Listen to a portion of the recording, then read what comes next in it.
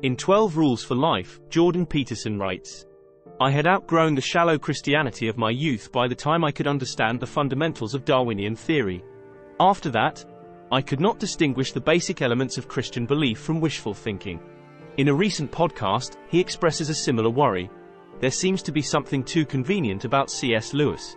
His insistence that the perfection of Christ also had to manifest itself concretely in reality at one point in history. Is Christian belief a case of wishful thinking? Is it too good to be true, a convenient creed that should be rejected because it is too convenient? C.S. Lewis provides some insights relevant for these questions. "I didn't go to religion to make me happy. I always knew a bottle of port could do that. If you want a religion to make you feel really comfortable, I certainly don't recommend Christianity." Despite its convenience, Lewis rejected a watered-down Christianity, the view which simply says there is a good God in heaven and everything is all right, leaving out all the difficult and terrible doctrines about sin and hell and the devil, and the redemption. Lewis accepted these inconvenient teachings because Jesus taught them. If Lewis sought a merely consoling creed, it would have been like H. Richard Niebuhr's account of watered-down Christianity. A God without wrath brought men without sin into a kingdom without judgment through the ministrations of a Christ without a cross. Peterson is certainly right that Christianity is in some respects comforting and convenient. For example, how consoling it is to believe that God's mercy is greater than any human sin. Yet this, in itself, does not show that Christianity is wishful thinking. As Lewis points out, suppose I think, after doing my accounts, that I have a large balance at the bank.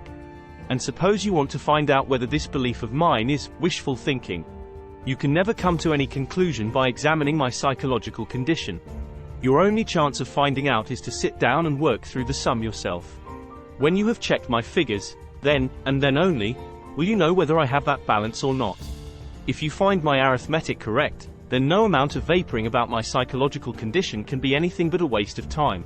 If you find my arithmetic wrong, then it may be relevant to explain psychologically how I came to be so bad at my arithmetic, and the doctrine of the concealed wish will become relevant. But only after you have yourself done the sum and discovered me to be wrong on purely arithmetical grounds. It is the same with all thinking and all systems of thought. Human thinkers give rise to systems of thought, and wishful thinkers are found on all sides of religious questions. For example, the atheist Thomas Nagel wrote, "I want atheism to be true and am made uneasy by the fact that some of the most intelligent and well-informed people I know are religious believers. It isn't just that I don't believe in God and, naturally, hope that I'm right in my belief. It's that I hope there is no God. I don't want there to be a God. I don't want the universe to be like that." We cannot validly reason from Nagel's atheistic wish to a conclusion that therefore God must exist.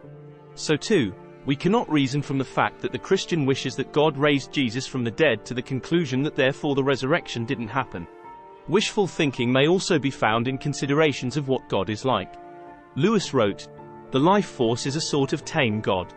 You can switch it on when you want, but it will not bother you. All the thrills of religion and none of the cost. Is the life force the greatest achievement of wishful thinking the world has yet seen?" By contrast, in some rooms, the temperature drops as soon as you mention a God who has purposes and performs particular actions, who does one thing and not another, a concrete, choosing, commanding, prohibiting God with a determinate character. As Lewis put it in his book Miracles, an impersonal God, well and good.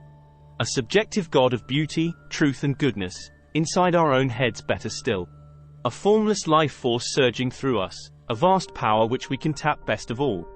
But God himself, alive, pulling at the other end of the cord, perhaps approaching at an infinite speed. The hunter, king, husband, that is quite another matter. But Lewis would be the first to point out that we cannot logically conclude from the wishes of people for a tame life force God that these wishes, somehow, show that the personal, law-giving God of the Bible exists. The genetic fallacy is the attempt to evaluate the truth of belief on the basis of the origin of the belief.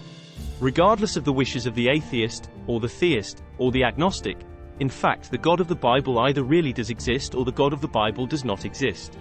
Lewis offers considerations relevant for all who share Peterson's concerns about Christianity being too good to be true. If Christianity is untrue, then no honest man will want to believe it.